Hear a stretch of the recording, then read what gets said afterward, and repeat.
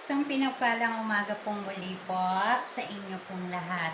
Saan man pong sulok kayo ng mundo, palaging dalangin ko po na nanawa po ay nasa maayos po kayong kalagayan.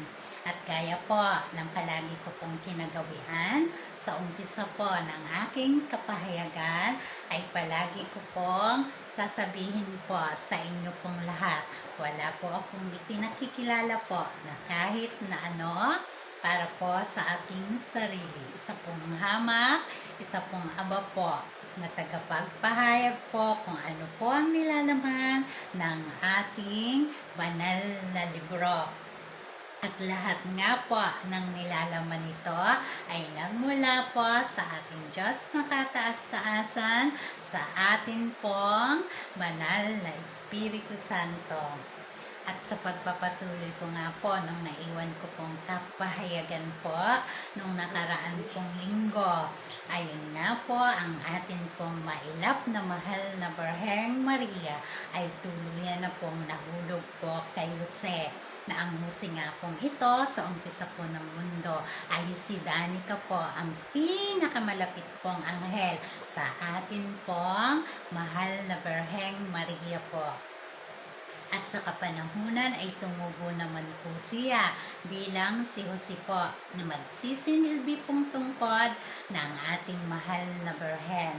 At ang ating nga pong mahal na Birhen at si Jose po, ang kanila pong pag-iibigan bilang magkasintahan po ay dumaan po sa matindi pong pagsubok din po.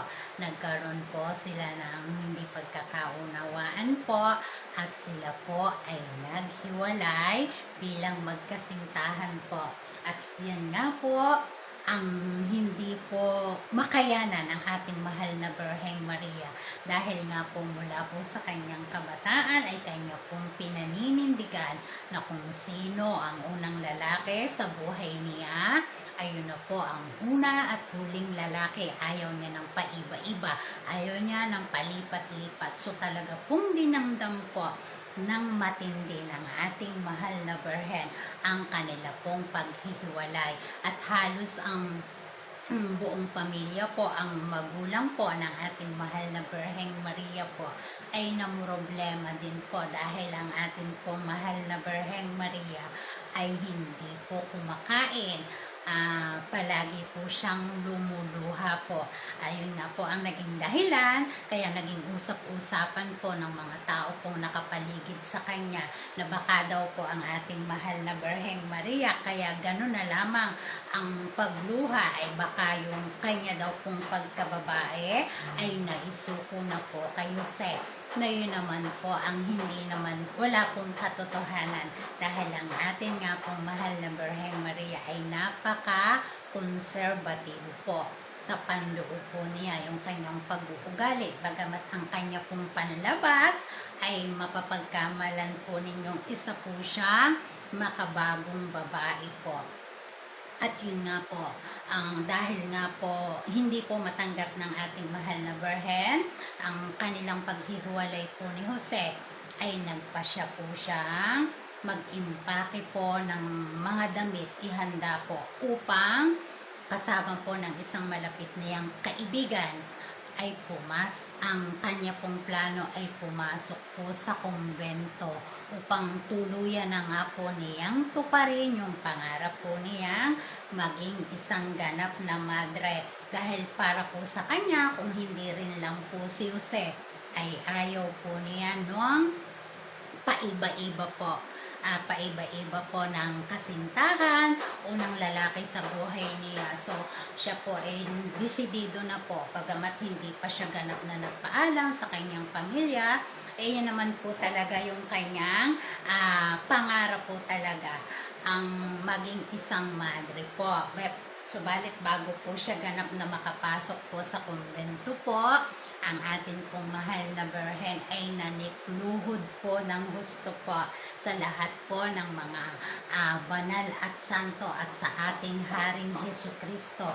Dahil nga po ang ating mahal na Birhen ay wala siyang kamalay-malay kung sino siya. Alam niya, isa lang siyang ordinaryong babae wala siyang kamalay-malay na siya ang katawan ng ating banal na Espiritu Santo at ang Diyos Ama nga po, ang Espiritu po ng ating Haring Jesucristo po, ang sa Kanya po ay nakatunghay habang siya po ay nung mga panahon pong yo'y nagsadya pa po. Halos lumakad po siya ng paluhod sa simbahan po ng Quiapo at umaakyat din po siya doon po sa Antipolo po.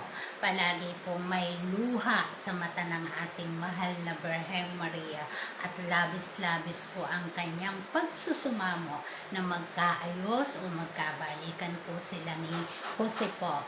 Ang ating pong Diyos Ama habang nakatunghay po sa kanya pong nawawala at pinakamamahal niyang Reyna ay halos madurog daw po ang puso ayon po sa ating Espiritu Santo habang ang kanyang nawawalang Reyna na wala namang kamalay-malay kung sino siya lumuluha sa kanyang harapan, humihingi ng awa, tulong na ang lalaking kanyang pinakamamahal na akala niya'y sakdal at banal ay ipagkaloob sa kanya.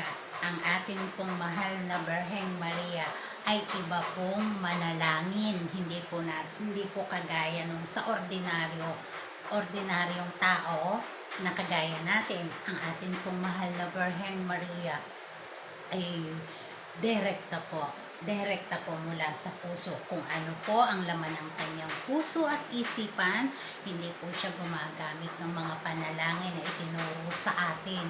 Kung ano po ang laman, yun po ang kanyang direktang sinasabi po sa Diyos Ama. At ito nga po yung panaghuy niya. Panginoong Jesucristo, maawa ka sa akin dahil nga hindi ko kayang tanggapin na si Jose nga ay hindi mapunta sa kanya o hindi sila magpatuluyan para kasi sa mahal na Birheng Maria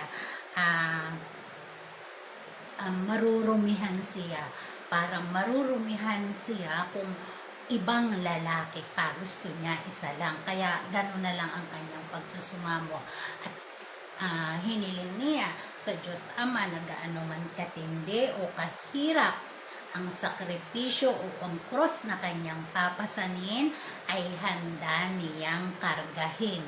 Basta ito lang si Jose, ang unang lalaking kanyang minahal, ay ang lalaking makakasama na niya panghabang buhay. At yan po ang labis pong dumurog sa puso po ng ating Diyos Ama dahil ang kanyang nawawalang Reyna, naburado ang alaala sa harapan niya ay naninikluhod na ang lalaking minamahal niya ay hinihiling na ipagkaloob sa kanya. At ayon sa ating banal na Espiritu Santo, dahil sa matinding pagsusumamo ng ating mahal na Birheng Maria, at yun naman ay ayon sa ating Espiritu Santo talagang kailangang maganap dahil kailangan niyang mayroong Jose sa tabi ng mahal na Birhen, ay ang kahilingan po ng ating mahal na Birhen ay ipinagkaloob po na siya pong dumuro sa kabila po ng po sa puso po ng ating Diyos Ama po. Sa mga susunod po, hihimay-himayin ko po sa inyo kung gaano pong kabigat ang cross po na kakargahin at papasanin po ng ating mahal na Birheng Maria sa piling po ni Jose na inaakala niyang sakdal, linis at banal po ang pag-iibigan po nila. Wala na naman po tayong oras. Hanggang sa muli po, ako po ang inyong abang lingkod. At mabuhay po tayo pong lahat. Bye-bye! Paalam!